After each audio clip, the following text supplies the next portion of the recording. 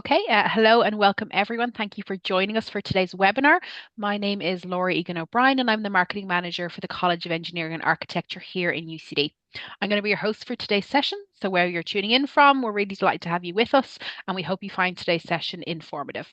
This particular webinar is all about our degree program, Environmental Policy, Strategy and Leadership. And I'm joined by our Head of Subject, Dr. Cara Ostenberg, our Deputy Head of School, Luke Kelleher, our Program Director, Dr. Tensei Miles, and one of our alumni, Hannah Gould, as well. Just before we get started, just to let you know, if you do have questions for us today, please feel free to type them in using the Q&A button at the bottom of your screen. And we'll try to get through as many questions as we can in the time that we have for the webinar today. And we will leave it towards the end of the presentations to get through those questions as well. Also, keep an eye out on the chat as well. My colleague Katie is joining us and she's going to pop any useful links or any relevant information that we talk about in the webinar today in that chat. So keep an eye there. And then lastly, just to let you know, the session is being recorded today. So if you need to leave early, if you miss anything, or if you know someone who didn't register or couldn't attend today but would find the content useful, that recording will be sent to anyone who did register and also available on our college YouTube channel early next week. And that's all from me. So I'm going to hand you over now to Dr. Cara Gustenberg. Cara, over to you. Thanks, Laura, and thanks for organizing all the technology, which is well beyond me. So as Laura mentioned, I am the head of the Environmental Policy Program here at University College Dublin. I also coordinate the Sustainability Lab module in our MSc in Environmental Policy, Strategy and Leadership, which I'm sure we'll talk about a little bit later. But just to briefly introduce myself, my research area is in the area of environmental policy implementation and public accountability for environmental policy, and I'm also a member of Ireland's Climate Change Advisory Council, which is a government-appointed independent advisory body that evaluates and advises on Ireland's national response to climate change. So my research is particularly focused on climate policy, but also on climate communications and how we get people more engaged in the kind of behavioral changes we need to make the low carbon transition here in Ireland. But today, my colleagues and I are all here to focus on your own journey into environmental policy. And I want to start by congratulating you for considering careers in environmental policy, because this is such a meaningful time to engage in this sector at a time when really the earth is warming at unprecedented levels and we have many, many environmental challenges that we need to solve. And I want to thank you for considering our MSc in environmental policy, strategy and leadership to support you in that journey. I'm sure you're all weighing big decisions about what MSc to pursue and possibly even moving to another country like Ireland if you aren't here already. And so our hope is that today we can answer any questions or concerns you might have, and that we get to share our own enthusiasm for a degree that we've all worked really hard to cultivate into what has become an internationally well-regarded foundation for careers in environmental policy and also for sustainability careers more widely. So with that, I am going to share my screen and run the slideshow for today. So hopefully this works. And hopefully now you can see my screen there. And our plan, if I can advance to the next slide, which is now not working. Oh no, it's gone too far. There we go. So our plan for today is I'm going to hand over to my colleague, Dr. Luke Kelleher, who is the Deputy Head of School and also an Associate Professor here in Environmental Policy. So he's going to set the scene and give you an overview of our MSc program. Then we have a little bit of information from the MSc Program Director, Dr. Tensei Miles. And then we're very lucky to be joined by one of our superstar past graduates, Dr. Hannah Gould, who can talk about her own experience in the MSc program. And then finally, hopefully we have plenty of time for questions and answers afterwards. So with that, I'll hand over to you, Luke.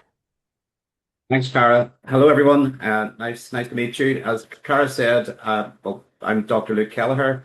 As well as the Deputy Head of School, I'm an Associate Professor in Environmental Policy, and I've been working on this program since 2018. I actually joined UCD in 2016, and prior to that, I'd worked in a number of government departments in the north of Ireland and also been seconded to the Department for Transport in London. And so my research interest is to sort of complement Cara in some ways, but also I'm related to transport policy evaluations, and my background is actually in spatial analysis.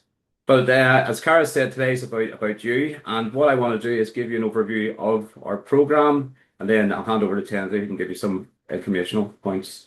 So just before we start, I'd want to start, or just before and we get into the program, I think I'll start by briefly setting the scene in terms of what we actually mean by environmental policy.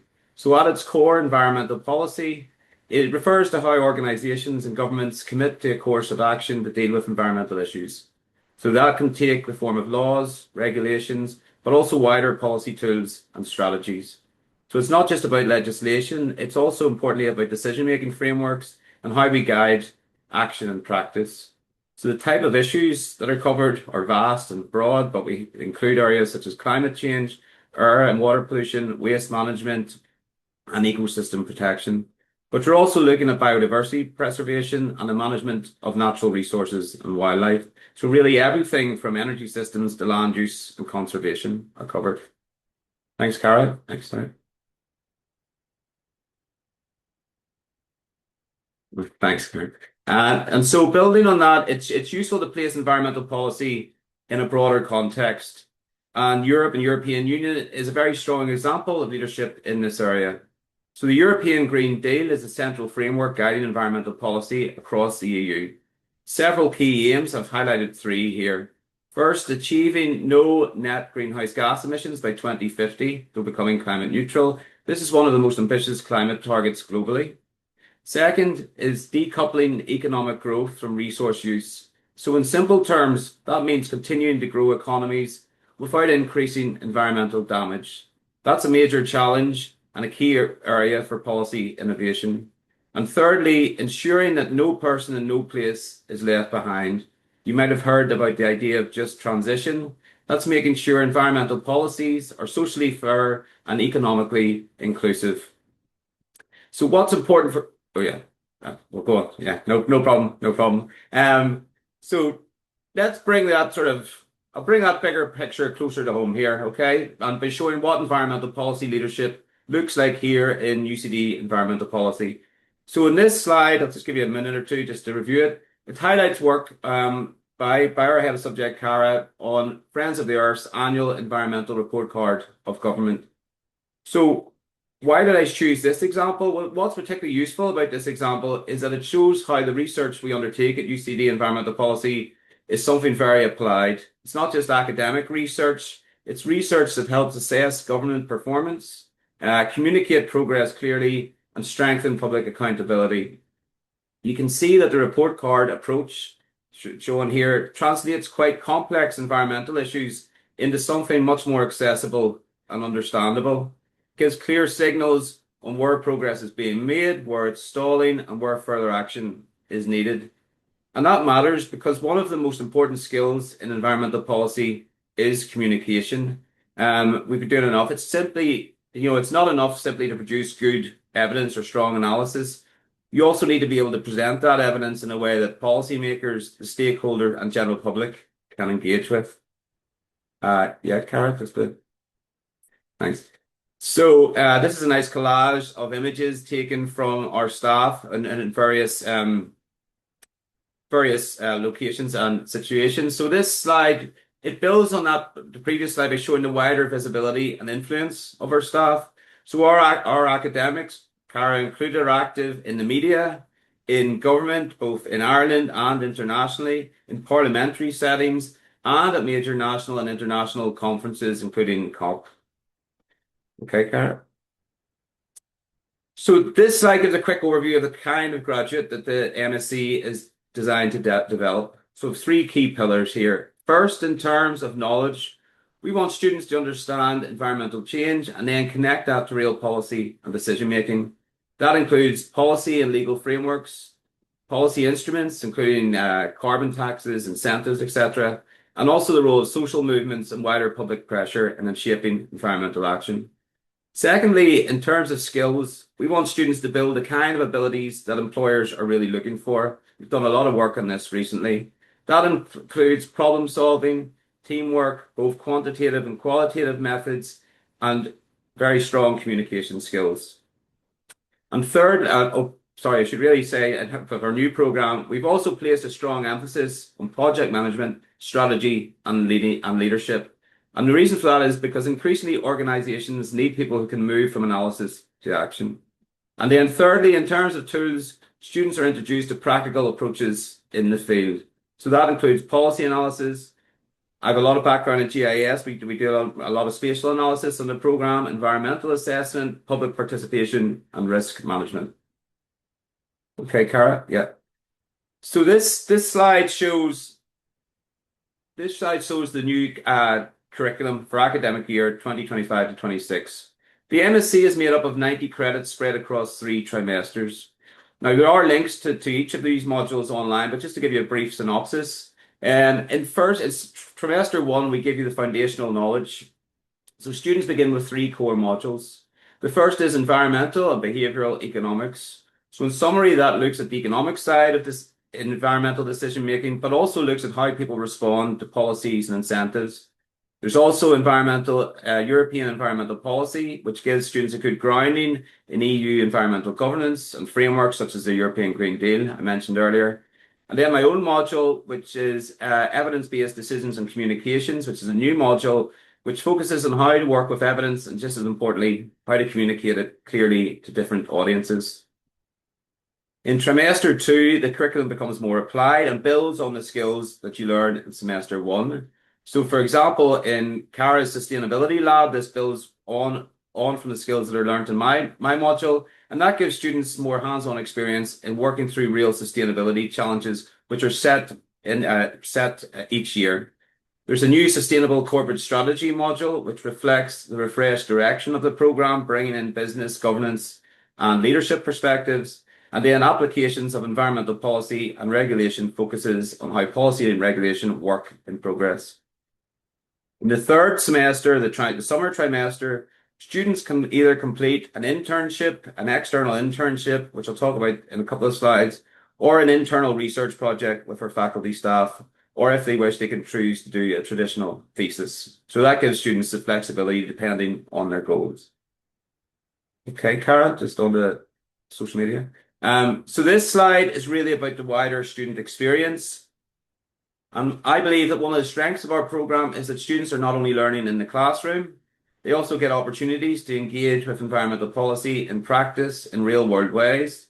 So for example, here we can see a number of our social media posts. You can see study visits and field-based learnings, including the field trip to Brussels to visit EU institutions.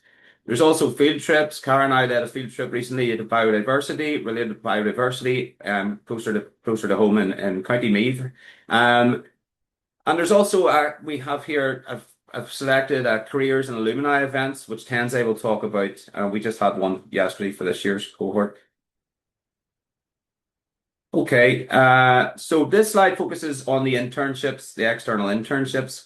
These are a really valuable part of the program, becoming more popular each year. So as you can see, students have had opportunities to work with a wide range of organizations across the public sector, consultancy and NGO space. These include organizations such as the EPA, which is just around the corner from us. We've got numerous county councils. Cara mentioned the Climate Change Advisory Council, who have worked closely with the course this year. Friends of the Earth, Antashka, Zero Waste Alliance. But we also have opportunities with private sector and consultancy organizations such as the Big Four from PricewaterhouseCoopers, for example, Ernst & Young, along with RPS and Entercon. I should also, we'll go on this one. That's fine. No problem. I was just going to mention that in addition to the external internships, we also give students the opportunity to work on internal UCD research projects over the summer. And that's good because our teaching is led by a research intensive faculty working across numerous areas such as environmental economics, behavioral science, policy design, energy and smart cities, well-being, etc., and climate communication.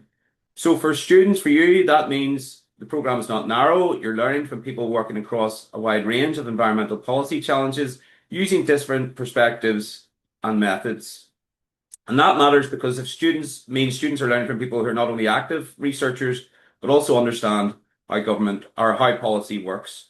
The slide also shows that our faculty have held important senior roles beyond the university, including Government of Ireland, Climate Change Advisory Council, and Science Foundation Ireland. I just put a link there for anybody who wants to look into our own staff profiles. I can share that in the chat afterwards. And then Cara, yeah. So So for prospective students, each year, one of the biggest questions is always, where can this degree take me? So this slide shows that our graduates have gone into a wide range of organizations. So on the left-hand side, you can see the wide breadth of employers. These include some of the ones I've already listed on the internship slide, such as Ernst& Young, KPMG, Arup, AECOM, Envicon. Um, and also public and policy facing bodies such as county councils, European Commission, and Antashka. On the right side, you can see the kind of roles that graduates have secured. A lot of these roles wouldn't have been available when I was at university, but there's new positions such as sustainability analyst, sustainability consultant, carbon consultant, energy consultant, transport analytics executive. And for some students, the MSc has also been a route in the PhD study, which we'll hear from Hannah, one of our former students, in a couple of slides time. And then, Cara, just the final slide from me. So the purpose of this slide just looks a little more broadly at where the job market is heading at the moment. Demand for graduates with environmental policy, with sustainability and transition related skills is strong and getting stronger. And there's several key areas of growth. The first is renewable energy. So that creates opportunities not just in technology, but also in the planning, in the regulation, the policy and governance. Second area, an area I'm working more and more closely, particularly with Cara and Hannah, is in circular economy and the bioeconomy, as organizations look for new ways to reduce waste, improve resource efficiency, and redesign systems. And then finally, the third is nature restoration, which is becoming increasingly more important in Ireland and across Europe as biodiversity and climate resilience moves higher up the policy agenda. So that's it from me. I'm going to hand over to our program director, Dr. Tenzay Meles, who's going to give you some more detailed points on the program. Thank you. Hello, everyone. Welcome to this webinar, and thank you very much for joining this information session. My name is Dr. Tenzay Meles. I am the program director and assistant professor of environmental economics and policy. I am an economist by training, and my research area is energy and environmental economics. So what I will do in this presentation is I'll just present three things. One, why masters in environmental policy strategy leadership at UCD? Why is it unique? Second one, I'll just give you what events we organize for this master's program. And the third one, I also highlight our part-time program, what it looks like. So I will start with why is it unique to study MSc in environmental policy strategy and leadership at UCD? So why you do that one? So UCD is ranked among the top 1% universities globally, and it is also the largest university and the most international university in Ireland. And then within UCD, our unit is called, or our department is called UCD Environmental Policy.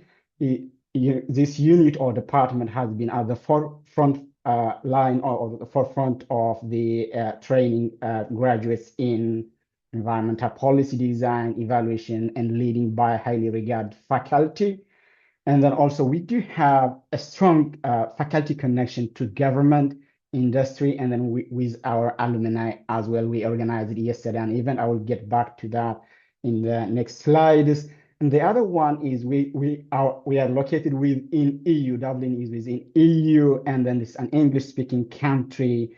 And then EU is leading in terms of in global environmental policy. That means we UCD environmental policy in an English-speaking country within EU means like our program connects students to ideas, networks, institutions that is shaping the global environmental policy. The other most important is, unlike any other environmental programs, our program focuses on environmental solution. And then within this new brand of Masters in Environmental Policy Strategy and Leadership, we also focus on top of the policy solution, we also focus on leadership, governance, and strategic thinking as well. Yeah, next slide, Kara. In terms of programs, like we organize different events for our master programs to get familiar with the program and then to prepare you for the next step after you completed your study. So the first one is the MSc Orientation Day that happens in the very beginning of the academic year, usually in September. So what we do in that event is like we welcome you, and then you will meet faculty, staffs, and classmates, you will get introduced. You can see the pictures from the lab from this academic year on the top right. So you will have a chance to meet our faculty, staff, and then your classmates as well. And then you will have also an overview of the program, what you are expected over the year of your study. And we will also give you the MSc handbook, which contains key information about the master's program. And then in spring, which we have done yesterday, we also have an event to prepare you for the next step after your graduation. So what we do is, as I already mentioned, we have strong connection with our alumni. So we invite our alumni to share their career, their journey of their career, and then experience, and then give advice to students that will give a student an insight to the different careers available after graduation. You can see on the bottom right, our alumni from we had a roundtable discussion yesterday on the bottom one, and then we have also presentation. You can see that one. So we organize this event to prepare our graduates for the next journey, next step. Okay, very good. So we have two programs. We have full-time program, which is 1 year. Dr. Kelleher already mentioned that one, the module within the 1 year. And then we do also have part-time MSc program. This is the same one. The difference between the part-time and full-time is part-time is 1 day per week per semester. We call the trimesters. We have three semesters: the autumn, spring, and then we have a summer one. So this one is like 1 day per week, and then the objective is to balance study and career commitment. So you can work at the same time. You can study one day a week. So in terms of the module structure, we have 6 module taught. So in terms of the structure, like you will have the 2 modules for the part-time. We have the European environmental policy, environmental and behavioral economics in the first year and the first semester, like the first trimester, the autumn trimester.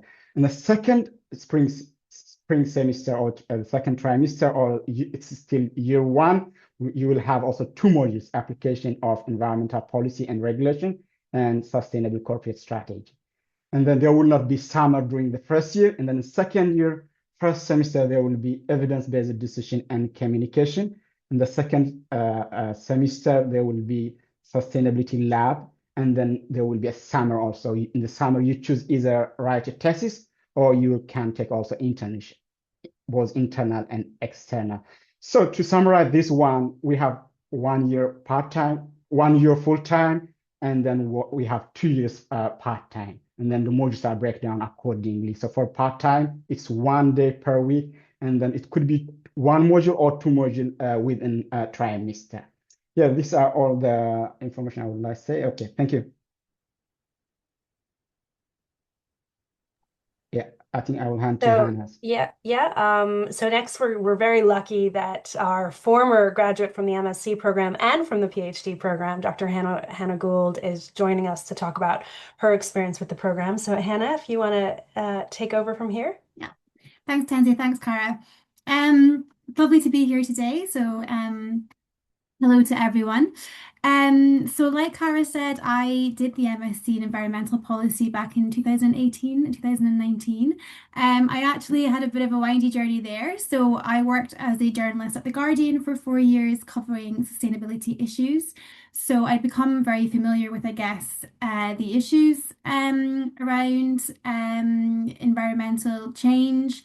And like Cara said at the very beginning, it felt like a really meaningful time to start engaging with, I suppose, policy. So my motivation was around, I understand the problems, now I'd like to understand how I can maybe influence the solutions. And I suppose when I came across the MSc at UCD, what really appealed to me was the fact that it kind of had this nice mix of the theory and then the practical skills that I felt would set me up nicely for the real world. Having been in the real world, I kind of understood that you need a skill set and a nice rounded education, I suppose. So that's what brought me to the MSc in UCD. What I will say to everyone is, I think like Cara and Tenze and Luke have already said, the great thing about the department at UCD is that it is kind of a research intensive faculty. So, for example, in the summer module, I went a bit old school. I did the thesis. At the time, I was really interested in EU policy and specifically at the time, Brexit. And so I was able to approach a lecturer on the course who himself was involved in that area of research. And it meant that you kind of have a nice dip into kind of real world current research and applications. So everything you're being taught at the time feels relevant and you have access to people who are working in kind of relevant areas. Another pro I would say as well, I think it's kind of the Cara and Tenzi and Luke have emphasized this already. The course really does go beyond those kind of academic skills, as you might say. So you do kind of get the rounded education of things like public speaking and presenting and group work, learning how to kind of write policy briefs. So all really practical stuff that is really important. And then I suppose the other appeal that I liked about UCD was the fact, like Tenze said, it is such a large campus. There's a really diverse student body. I think when I first joined, I was a bit like, oh, it's huge. And then when I Googled the population, it's bigger than the really tiny town that I'm from in Scotland. But with that, it means there are so many different societies and clubs you can join. So as well as obviously all the benefits of the MSc itself, I would really encourage you to dip your toe into all the different societies. They have everything from, I don't know, politics to science fiction, and there's a knitting club. So you can really kind of find your tribe in the course, but also outside of that. So I'd really encourage you to kind of make the most of that. And as well to make the most of all the kind of facilities that UCD offer. So there are kind of lots of research skills workshops. Obviously, you'll get these on the course, but you can get these through the UCD library as well. There's also a great kind of one-on-one careers and skills consultant service, which I'd really recommend. So all these kind of practical um, things that you might not see as part of the MSc package, but they are available through UCD. So just make yourself aware of those and do make the most of them. And also things like the library has a huge, obviously you'll have your reading lists, which so you'll be very busy with those. But there are, you know, all the kind of popular books that you'd be paying a lot of money for in the bookshops. Go to the library, you can get those there. So just all those sort of silly little things that make UCD kind of a good place to join for this MSc. And I'm happy to answer any questions at all. Obviously, as Cara said, I went on to do my PhD at UCD, so I hung around for a long time, still hanging. So if that doesn't say good things about the program, then I don't know what does. So yeah, and good luck, everyone. Thanks, Hannah. I think it's more that we're not willing to let Hannah go rather than that she's hanging around too much. Thank you so much. So with that, I think I can stop sharing the slides. But if you do have any more questions after this webinar, of course, Dr. Milias is available as the program director to field any of those and to send them to the right people, whether it's UCD International or to one of us. So his email address is there if you'd like to follow up. And I think at this point now, we are going to open it up for questions and answers, which I believe Laura and Katie are going to field on the chat, but we're happy to hear anything coming in. Yeah, so thank you so much for our speakers. Great insights into the program. So yeah, we are going to open up to the Q&A. So there is a Q&A button at the bottom of your screen. Type the questions in there as they come to you, and we'll get through as many of them as we can in the time that is allowed today. And then I know we were sent some questions in the registration form as well, so I have those there to pose to people too. So I'm going to start off with those just to give people a chance to type their questions in. So this is just in relation to, obviously students can choose either the thesis component or the internship component. Is there a rationale why a student would choose either one or the other? And then maybe for the internship part, how the logistics work about students securing those placements. Okay, Luke, probably the best to answer that. Yes. Yeah. So the first part, I guess, said, well, sorry. Sorry, I didn't catch the second part of the question, Laura. Yeah, so the first part was just maybe why a student would choose either the thesis or the internship component, or is there, you know, how they go making that choice? And then the second part is just the logistics of actually securing those placements if they decide to do the internship. Yeah, so the as I said at the start, with 90 credit course, the internship comes at the last semester, the summer trimester, and so I am the internship and thesis coordinator. So I'll be meeting with students at the very start. Tensei says there about the orientation day. We start to talk about this in September. and the students are given around, they're given a bit of background on what's involved in the internship and the thesis. They're able to think about that. And then it's around February of the following year that they start to make their decisions and reach out to companies. And between February and April of the second semester, students decide whether they're going to do an external internship if they can find a suitable host. They can also do, as I mentioned on the call, internal research projects with staff. So, for example, I have two students who are interested in GIS who are working with me over the summer. I know Cara has students who are interested in communications, climate communications, who are going to be working with her. And Tenzi has students interested in his own research, who'll be working with him. So there's a wide variety of options. I guess it depends on the student's key interest. As Hannah also mentioned, we may have students who are particularly interested in a particular area and choose to do the traditional thesis, and that can be accommodated. So I guess it's really up to the students, their choice, but they're given guidance from September right through to April before they have to make their decision. To give some background, I think, on the evolution of this, I think, Hannah, when you did yours, it was entirely thesis based, wasn't it?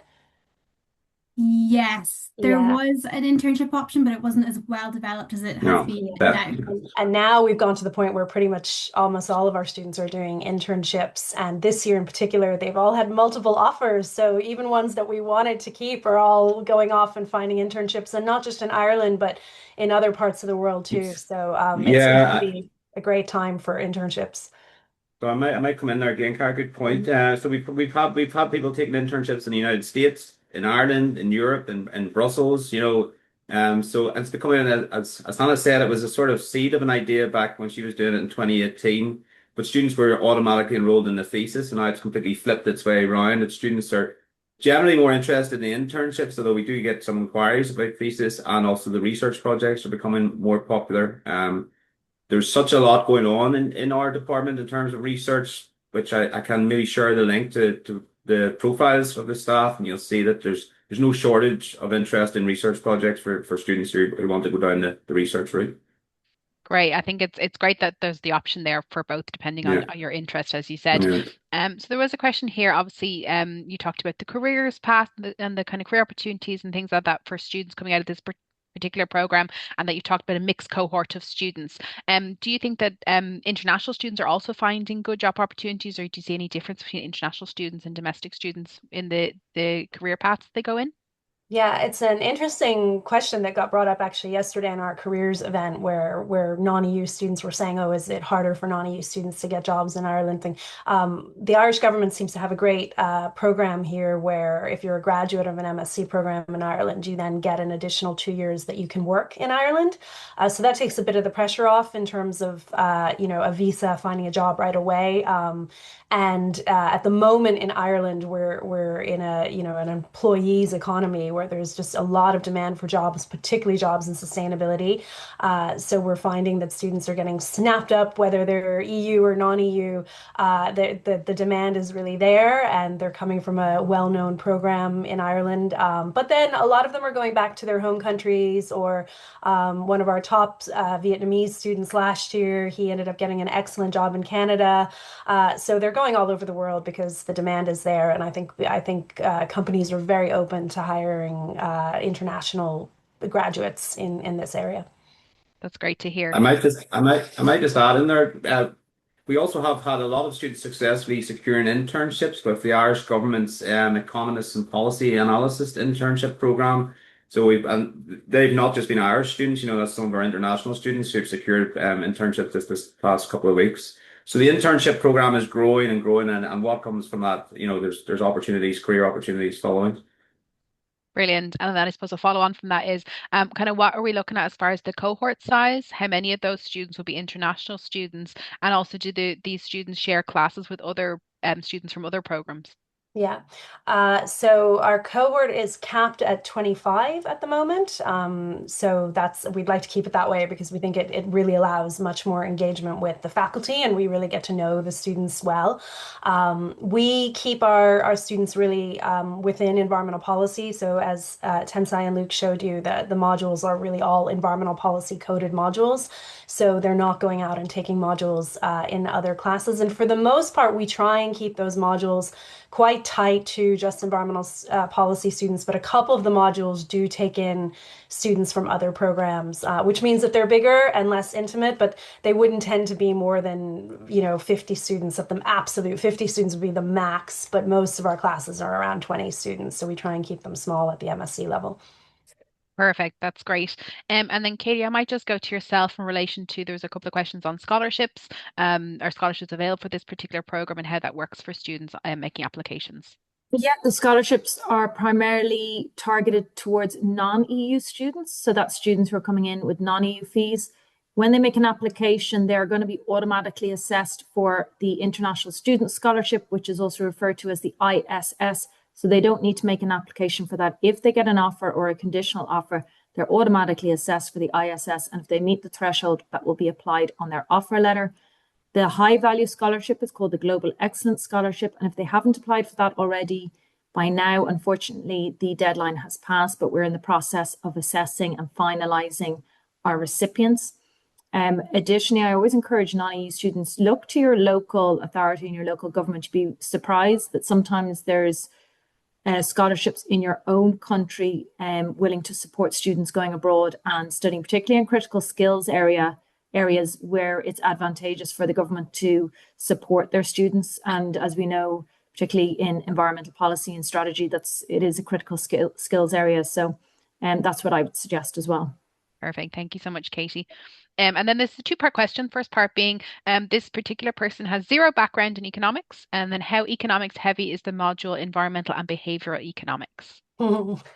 That's a question we get a lot. And so we accept people from all backgrounds. I myself have a biochemistry degree, and I love it when we get scientists actually in the cohort because I can really relate to them. And so, just like them, scientists wouldn't have been exposed to environmental economics. So we assume when students come in that they haven't been exposed to these things and we bring them up to speed. And then Tensai, you might want to talk specifically about the module and how you do that with people who are coming in without an economics background. Yeah, so I mean, background in economic would be appreciated, but it doesn't mean that you would not you wouldn't catch up with that one. So what we do with the environmental and behavioral economics module in the first 1 or 2 lecture will be more of like giving you the basic one, the concepts we use throughout the module. So and then you will have an introduction. What are the key concepts we need to use throughout the module? So it wouldn't hurt, like if you have the background, that would be great. If not, still you will catch up with that one. So the first one is like more of introducing you the basic concepts, the fundamental concepts from economics that would be applied to the environmental context. Great. Yeah, That person is delighted. Go ahead, Luke. Yeah, sorry. Just to jump in there, not just for that person's asking the question, but for the wider audience. The semester one really is all about giving you the foundational skills that you'll need for this course. So, for example, my evidence-based decision making and communications module, each week you're learning a new skill, you're being introduced to a new skill, and you're doing it from the introductory level, and then that would be carried on in Cara's module or Peter's modules in the second semester. So certainly, I mean, my own background, I'm a spatial analyst in GIS, so I've come into it. I wasn't an economist, and so we understand where the prospective students are coming from, and we teach it accordingly. Yeah, and I think it's really important to mention it's not just environmental economics, it's also behavioral science too. And we just increasingly are seeing that behavioral science and understanding why people change is so important that's why Tensai's module in particular brings that focus into it. Hannah, do you want to say something there? Yeah, I just wanted to maybe reassure Aaron and anyone else with that concern. Before I joined the MSc, I was also particularly scared and intimidated by the economics. I think I even brought like a little book of economics for dummies before starting the course. But it was really accessible, and actually the behavioral economics module actually ended up being one of my favorites. So just to offer some reassurance there. Great, and laying any fears there. That's brilliant. So and then the second let part me of the add on question. that one. Yes, Quickly, sorry, just Tensai. we don't have technical like equations solving this optimal function or not now. Just we focus on the intuition, understanding of the theory, what are useful, whether people respond to incentives or not, why we do this decision, how could we understand the framework, not solving problems. So that's why we're making it more of intuition, easily to understand, and then apply that could be also applicable to the other modules as well. Yeah. Perfect. And then the second part of the question, I suppose not specifically course related, but just wanting to know if anyone was working directly with the Oireachtas for committee stage of the critical infrastructure bill. I suppose just showcasing the touch points that potentially our academics have with what's going on at governmental level.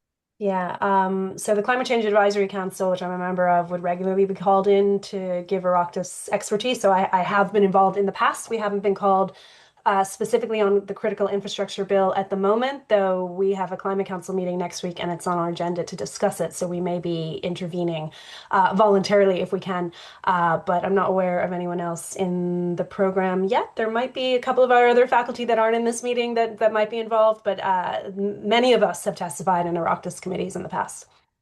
Great, thank you. And then someone was interested, particularly in the part-time version of the program, and kind of what are the campus expectations, or what would like the schedule look like for a part-time student? Yeah, we've redesigned the schedule for the part-time program so that we can commit to a part-time person only having to come in 1 day a week. So what that means is in the first year, they would be taking two-hour modules in 1 day. So the expectation would be 2 hours, an hour for lunch, and then another 2 hours. And then in the second year, they would only be enrolled in one 3-hour module. So they'd be expected to come in 1 day a week for 3 hours, and then obviously try and make time to work with groups outside of that, remotely or whatever. But we know that employers usually are kind of happy to let someone go for 1 day a week. So we hope that that appeals to people who have maybe a part-time job or a full-time job on top of these demands. Yeah, Great, thank you on so that much. one also, like it is like 1 day, and then it's more of balancing study and then their career, like their work. But the other important thing also, it's also the same class with the full-time one, so they have a chance to interact with a full-time student as well, even though that's only the specific modules, but they have a chance to interact with a full-time student as well. Great, and a part-time program is a bit more of a consideration around work. So if anyone needs any more information around that or wants to discuss more with us, yeah, please get in touch. That would be great. So there was just another question during registration about, does the program prepare students for international policy roles versus just Irish or EU specific contexts? Yeah, it's a very international program. I mean, we do use Irish case studies sometimes, but we use other case studies too. So Luke is also the director of our sister program in China. So we bring in a lot. I'm sure, Luke, you'll talk more about that and the work that we do in China. And several of our faculty members work in China part of the year. And then obviously I have an American accent, so I do bring in American US issues too. And I do attend the UNFCCC climate conferences most years. So we tend to really bring those in as a focus of some of our work. So yeah, lots of international opportunities, focuses on Europe. We have an EU environmental policy class, and that involves a field trip to Brussels. So, a big focus on EU stuff. So definitely not just an Irish program, particularly because at least half of our students are usually non-EU. So we bring in all of their experiences too. I don't know, Luke, if you want to. Yeah, I come in there, Cara. Thanks. As Cara mentioned, I'm also as well as faculty member on the environmental policy masters. I'm also the program director for our city planning environmental policy degree program in Xi'an in China, at the Chang'an Dublin International College of Transportation. So we've got a lot of international case studies in that and complementary programs. And we also have three members of environmental policy staff who are out there for half the year and then come back to teach on our program, and they're out there in the spring semester and they come back in the autumn semester and bring back some of those case studies and learnings to the program. So yeah, so there's a real international flavor to the course. I'm sure, Kenzie, if you want to add Yeah, a point or yeah. So I mean, this is designed for international. So it's up to the student whether they want to focus on the Irish or the European or global ones. So and then also within each module, we do have also hands-on exercise. They can pick topics their own. So it could be from a different country within Irish, within the European. So it's up to the student. For instance, for the environmental and behavioral economics module, the student will have an assignment to pick a policy review of environmental issue. So that environmental issue could be in Ireland, in Europe, or anywhere the students are interested. So the program is designed to train the student to be an expert globally, not only within Ireland or the EU. So it's up to the student to look into their scope, like in terms of like where they want, what environmental issue they want to address. So yeah, I want to highlight that one. Perfect. Thank you so much. So I think that's all the questions that we have. So unless anyone has any further questions, we've reached the end of our webinar today. Before we wrap up, just to let you know that if you do have any follow-up questions or would like any additional resources, I know my colleagues shared their email addresses, and then my colleague Katie popped her email address and my own email address in the chat there as well. So please don't hesitate to reach out to us, and we'll get answers to those follow-up questions for you. And then just to thank everyone for joining us today, for engaging with us, your great questions, and then for our speakers for their really great insights. And we hope to see some of you joining us in September. So that's it from me, and enjoy the rest of your day. Great. Bye, Thank you, everyone. Laura. Thank you for Thanks, organizing. everybody. Thanks for coming. Thank you. Bye. Bye.